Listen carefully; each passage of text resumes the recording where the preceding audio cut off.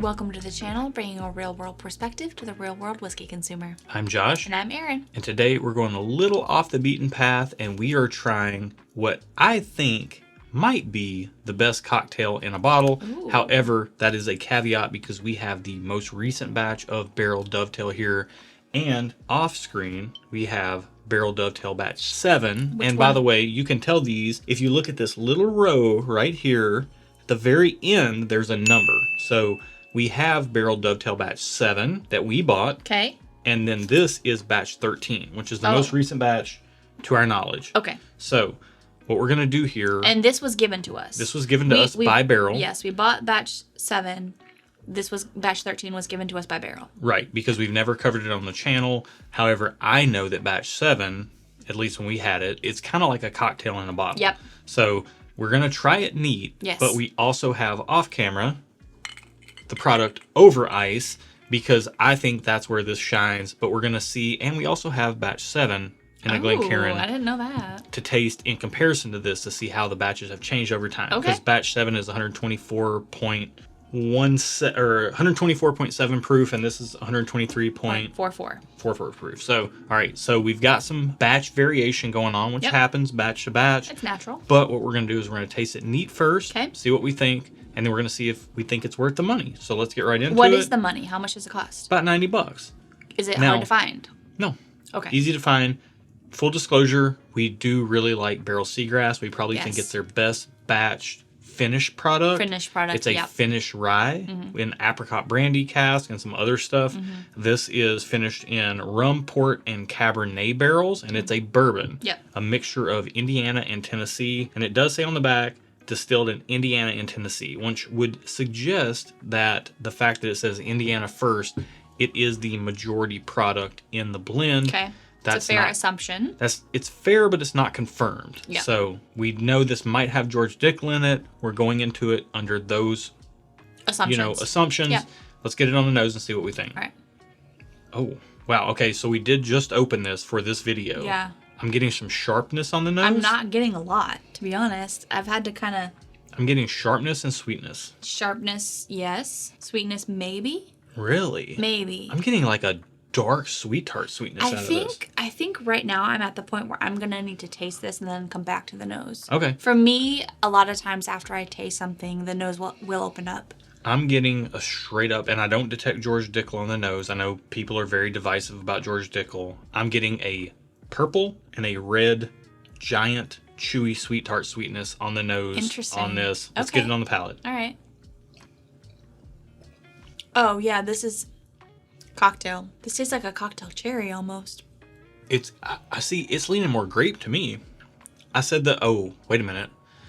Now the finish is kicking in. It has George Dickel in it. We know that. Like, they don't disclose. You do know that? We Is don't. that the only Tennessee whiskey? They don't disclose that, but that's who they source from. What about? So, Oh, they don't disclose that. but How do we know? here's the thing. Okay. When it comes to Dickel, there is a minerality that people talk about, like an orange Flintstones vitamin minerality to it, which Dude, you like.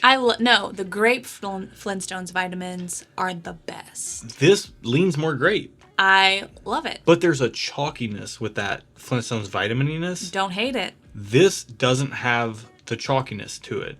If it does, it's on the finish, and it's Dude, ever so faint. Do they still make Flintstones vitamins? I think so. I'm gonna get some as an adult. I'm gonna start taking Flintstones vitamins. Okay. I think this smells great on the nose. It smells better than I remember Dovetail tasting. Smelling or tasting, to be honest with you. It does open up on the nose for me after I took a sip. It opened up, but it honestly just has like a bourbon smell. I'm not picking out anything specific. Okay, can I ask you real quick? Rum, port, and Cabernet barrels. Do you feel like you're getting one more than the other, just based on your own personal experience with those types of products? I don't. Do you?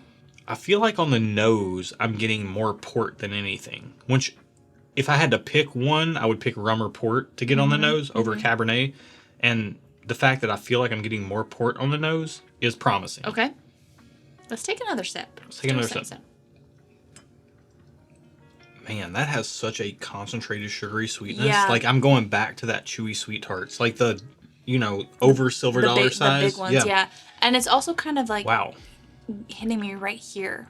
Yeah. Now, what's hitting here to me is a little bit of the peanuttiness from the George Dickel. And they don't disclose it as George Dickel. Your assumption that we it know, is we know. peanuttiness from the George Dickel. But it's not heavy. disclaimer It's that. not heavy-handed. It's laced in with the sweetness in a way that's providing some depth. Okay. That is welcome, to be honest. Now, Sure. I'm curious, real quick. Batch 7 compared Okay. to batch 13, because we've had a batch of this before. Okay, let's try it. Smell that and tell me what you think compared to this. I think the new batch is, and we just open this, and the old batch may be benefiting from being open for a while.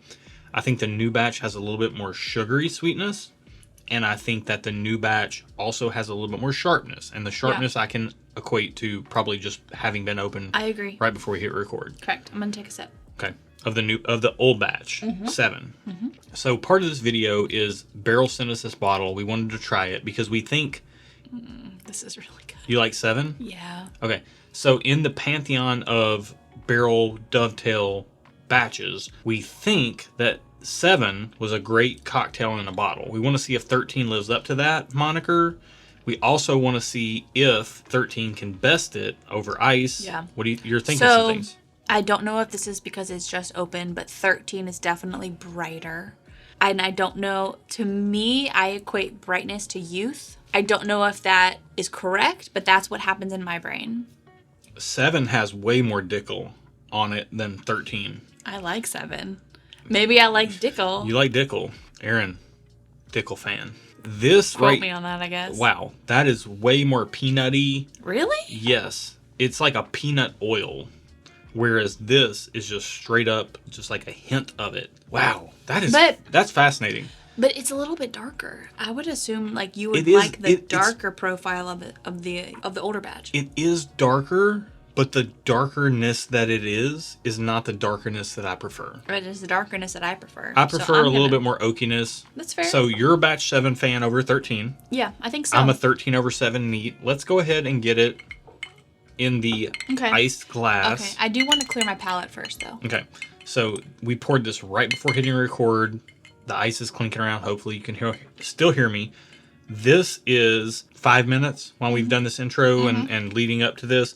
So I played around with batch 7 a fair bit with the bottle, and I think we had an earlier batch as well. We got an earlier batch, we got batch 7, and then now we're on batch 13 that Barrell sent to us. To me, the best thing about this product was over ice. Let's try it this way. I don't think this one holds up as well on ice. I think for me, this is a neat sipper.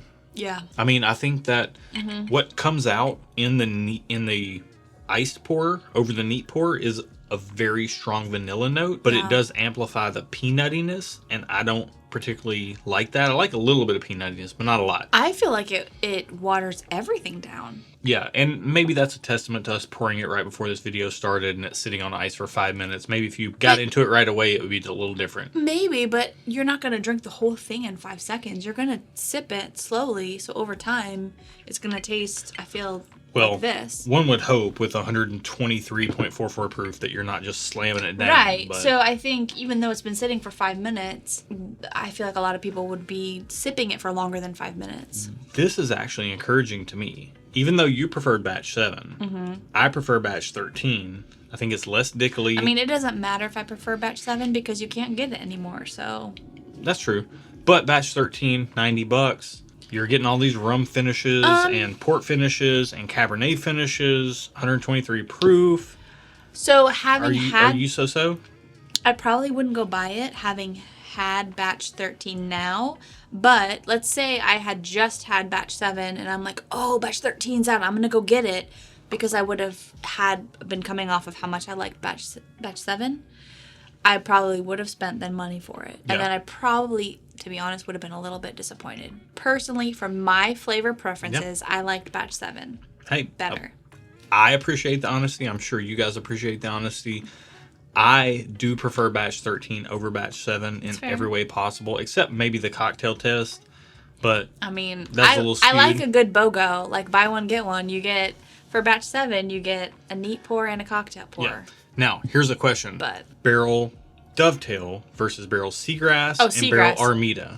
Oh, Seagrass. Seagrass first.